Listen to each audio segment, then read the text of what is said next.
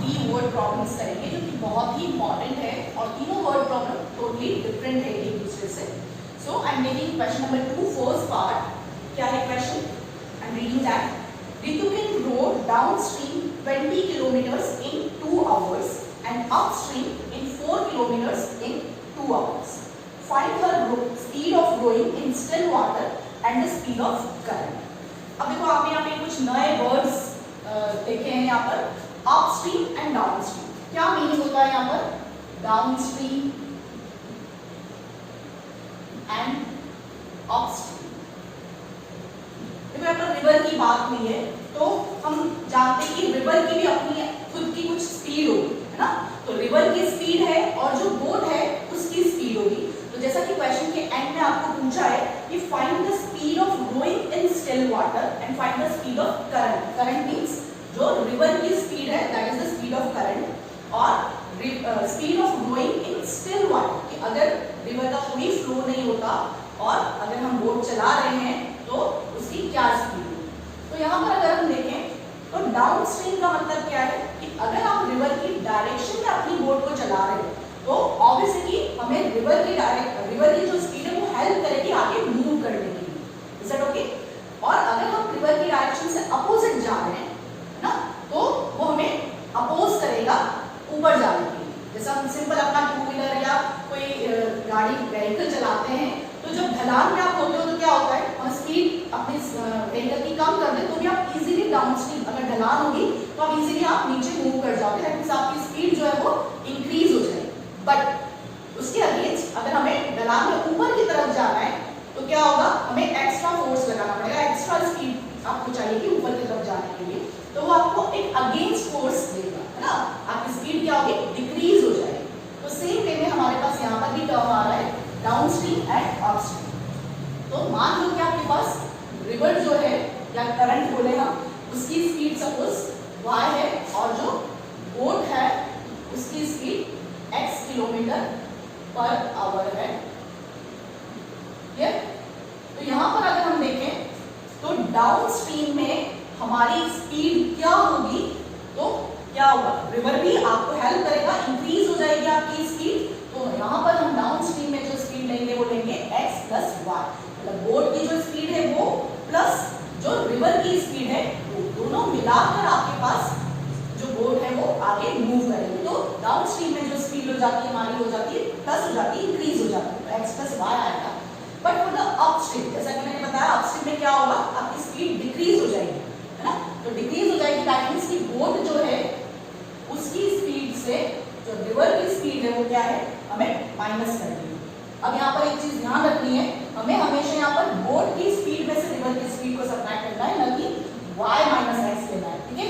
अगर आप ऐसे लिखोगे तो ये गलत हो जाएगा कि जो बोट है वो ऊपर मूव ही नहीं कर पाएगी अगर यहाँ पर रिवर की स्पीड ज्यादा है, ठीक है।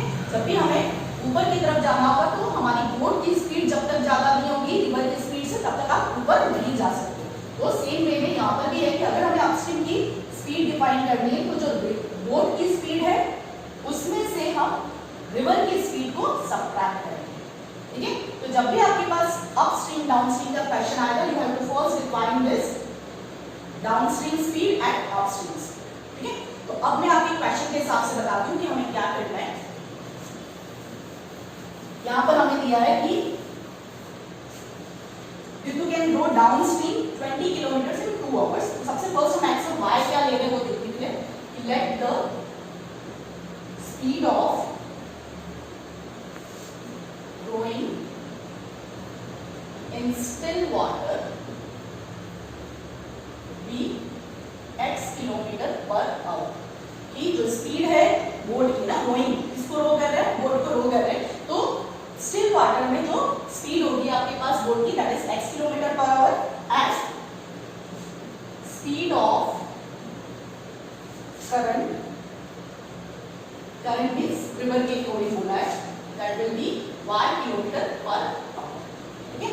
अब हम इक्वेशंस बनाने से पहले इसकी डाउनस्ट्रीम और अपस्ट्रीम की स्पीड्स लिखें। So speed of in downstream, तो जैसा कि मैंने बताया कि डाउनस्ट्रीम में हमारी स्पीड क्या होगी, इंक्रीज हो जाएगी, that means you have to take x plus y, and similarly speed in upstream, अगर अपस्ट्रीम की बात करें तो हमारी स्पीड डिक्रीज हो जाएगी, so we have to take x minus y, not y minus x, क्योंकि हमने x इसको डिनोट किया है, स्पीड ऑफ बोट को हमने x डिनोट किया, तो x में से y minus. Now we have to make this equations. तो देखो फर्स्ट पार्ट में क्या था, मैं आप डाउनस्ट्रीम के लिए ऐसे एरो मार्क कर रही हूँ और अपस्ट्रीम के लिए ऐसे एरो मार्क करूंगी ताकि आपको इजीली पता चले। तो जैसे डाउनस्ट्रीम में क्या बोला, देखो Ritu can road downstream 20 kilometre in 2 hours, कि वो 20 किलोमीटर्स डाउनस्ट्रीम का नीचे की तरफ आती है 2 आवर्स में। अब देखो 2 आवर्स हमें क्या दिया है, टाइम दिया है ना, तो हम टाइम के अकॉर्डिंग या स्पीड के अकॉर्डिंग यहाँ पर देखें तो स्पीड क्या होगा हमारे पास, डिस्टेंस अपॉन टाइम। सो अगर हम स्पीड जो हमने डाउनस्ट्रीम में निकाली है उसके अकॉर्डिंग हमें डिस्टेंस क्या दिया है 20 किलोमीटर्स और टाइम भी हमें गिवन है दैट इज 2 आवर्स। तो यहाँ पर क्या हो जाएगा, the speed in downstream is this x plus y and the time distance given is 20 kilometers and time given as 2 kilometers. तो हमारे पास ये क्या हो गया 10. So x plus y equals to 10 will be our first equation. ठीक है, same ऐसे ही अगर हम डाउनस्ट्रीम के डाउनस्ट्रीम की बात होगी, अपस्ट्रीम के बारे में देखें तो अपस्ट्रीम के लिए क्या बोला है क्वेश्चन में कि 4 kilometre in 2 hours, she can go upstream. देखो ऊपर जाना है तो 4 किलोमीटर 4 किलोमीटर 2 आवर्स में जाती है, यहाँ पर 20 किलोमीटर 2 आवर्स में जा रही थी, तो देखो 20 किलोमीटर जस्ट 2 आवर्स में कंप्लीट कर दी, लेकिन 4 किलोमीटर तक सिंपल जाने के लिए उसको 2 आवर्स लगते हैं अगर अपस्ट्रीम में मूव कर रही है। तो देखो अपस्ट्रीम की हमारी स्पीड क्या है, अपस्ट्रीम की speed is x minus y, the distance is 4 kilometer and time is given as 2. तो अगर इसे हम सिंप्लीफाई करें you will have x minus y equals to clear. Simply आप इसको एलिमिनेशन मेथड से सॉल्व करो, you will get your answer। यहाँ पर ये बहुत सिंपल सी इक्वेशन बन रही है, इसमें कोई प्रॉब्लम नहीं है, आप इजीली सॉल्व करोगे, आपके आंसर्स आ जाएंगे। ठीक है, ऐसा ही एक एग्जांपल भी आपको दिया है इस एक्सरसाइज के पहले अपस्ट्रीम डाउनस्ट्रीम का, उसे भी आप ट्राई कीजिए। ठीक है, ये बहुत ही इंपॉर्टेंट कॉन्सेप्ट होता है अपस्ट्रीम डाउनस्ट्रीम।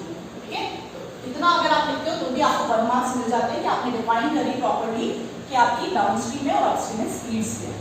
ठीक है, और फिर सॉल्यूशन क्या आपके आगे extra marks. Now moving to the next part, now question number second part, 2 women and 5 men, 2 women and 5 men can together finish the embroidery work in 4 days। क्या डेटा दिया आपको कि 2 वुमेन्स और 5 मैन मिलकर एक एम्ब्रॉयडरी वर्क कर रहे हैं, तो वो 4 दिन में अपना वर्क कंप्लीट करते हैं। And similarly 3 women and 6 men can finish the work in 3 days।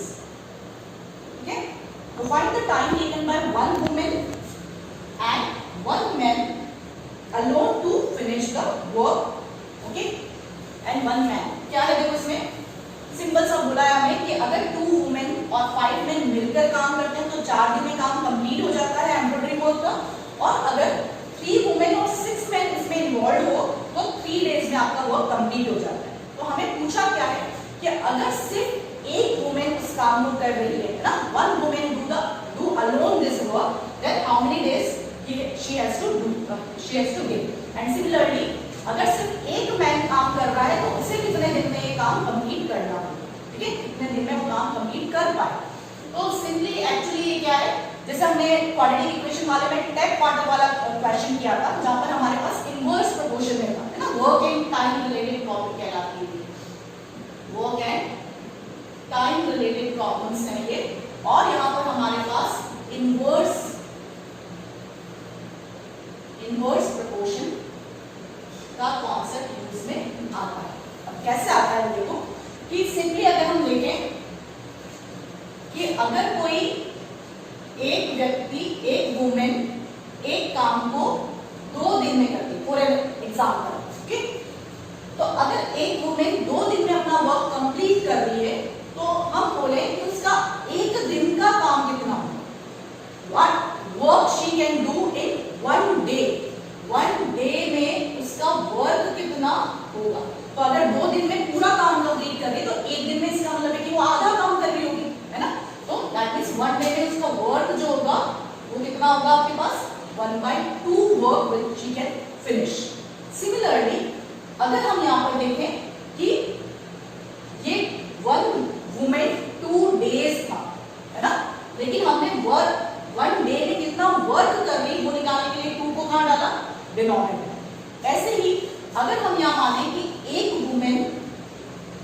Days में अगर अपना पूरा काम जो भी उसे दिया गया है एम्ब्रॉयडरी वर्क कंप्लीट करती है तो इसका 1 डे का वर्क जो होगा वो कितना होगा 1/x। क्लियर? तो ऐसे तो हम क्या करते हैं, डायरेक्ट प्रोपोर्शन होगा तो हम इसे प्रोडक्ट करते हैं, जबकि इनवर्स प्रोपोर्शन है तो ये क्या होगा आपके पास 1/x की फॉर्म में आ जाएगा। क्लियर? तो अगर हम इस क्वेश्चन से रिलेट करें तो हमें क्या करना है कि सबसे first let one woman can finish the work in x days and one man can finish the work in y। कि एक वुमेन अगर अकेले काम कर रही है तो x डेज में फिनिश होगा वर्क, और एक मैन अगर अकेले काम कर रहा है तो y डेज में वर्क फिनिश होगा। अब हमारे पास देखो कि 2 वुमेन्स हैं, ठीक है? तो सबसे फर्स्ट हम यहाँ पे पहले वर्क की बात करेंगे कि एक दिन में एक वुमेन कितना वर्क कर सकती है। So work done by one woman in 1 day, ठीक है? 1 डे का वर्क कितना होगा, that is 1/x। Is it clear? तो अगर हमारे पास फर्स्ट केस में देखें तो कितनी वुमेन्स हैं, 2 वुमेन्स, तो 2 वुमेन्स 1 डे में कितना वर्क करेगी 2/x। ठीक है? तो जैसे मैंने यहाँ 1 वुमेन के लिए लिखा वैसे हम 1 मैन के लिए लिखें, work done by 1 man in 1 day, that is 1/1। Clear? तो देखो ना, अब हम अपनी कंडीशंस के अकॉर्डिंग देखें कि हमारे पास 2 वुमेन्स हैं, तो 2 वुमेन एक दिन में कितना वर्क कंप्लीट करेगी 2/x, प्लस फिर 5 मैन एक दिन में कितना वर्क करेंगे 5/1, and they together complete their work in 4 days। अब देखो यहाँ पे ये मैं वर्क की बात कर रही हूँ तो मैं वर्क को यहाँ पर 4 इक्वल में लिखूंगी तो वर्क और ये डेज इक्वेट हो जाएंगे, है ना? तो ऐसा नहीं कर सकते हम, यहाँ पर भी हमें क्या करना है, डेज की जगह वर्क को रिप्रेजेंट करना है। तो अगर ये दोनों मिलकर 4 दिन में वर्क कंप्लीट कर रहे हैं, यानी उनका भी एक दिन का वर्क कितना होगा 1/4।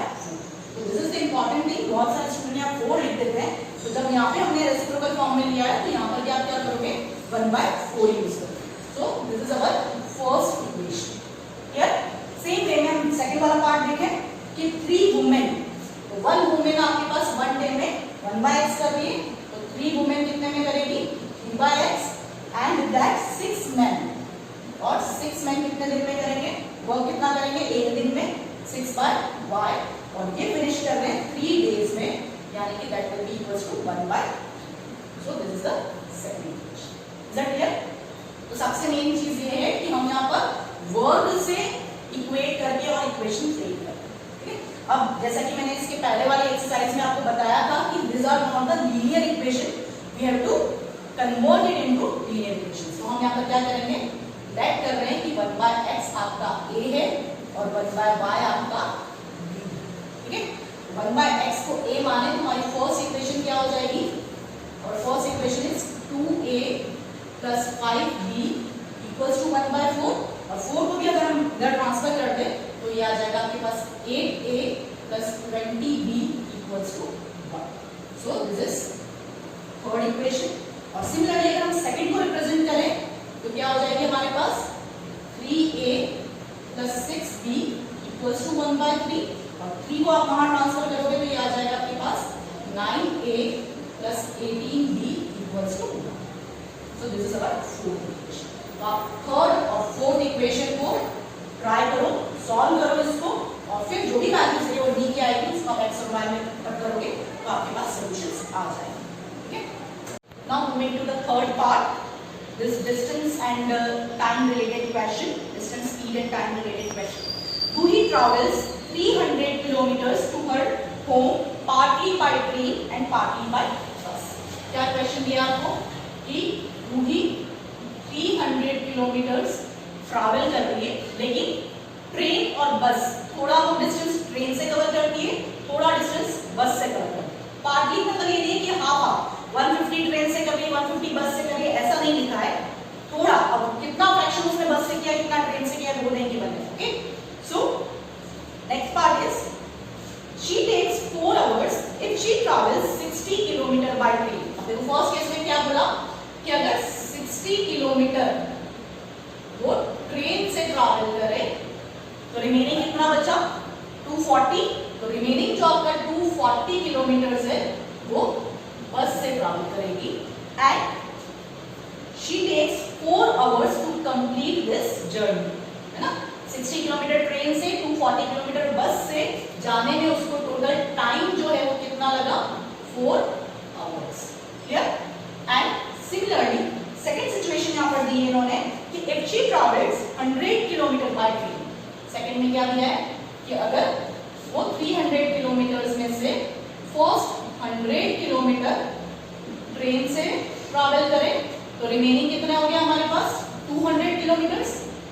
200 किलोमीटर रिमेनिंग जो है वो बस से ट्रैवल करेगी और इसमें उसे कितना टाइम लग रहा है she takes 10 minutes longer। अब ये इंपॉर्टेंट है कि यहाँ पर टाइम कितना दिया आपको 10 मिनट्स नहीं दिया है, दिस इज 10 मिनट्स लॉन्गर, मतलब पहले जितना टाइम था उसमें एडिशनल 10 मिनट्स उसने लिए। दैट मींस कि 4 आवर्स प्लस 10 मिनट्स। क्लियर।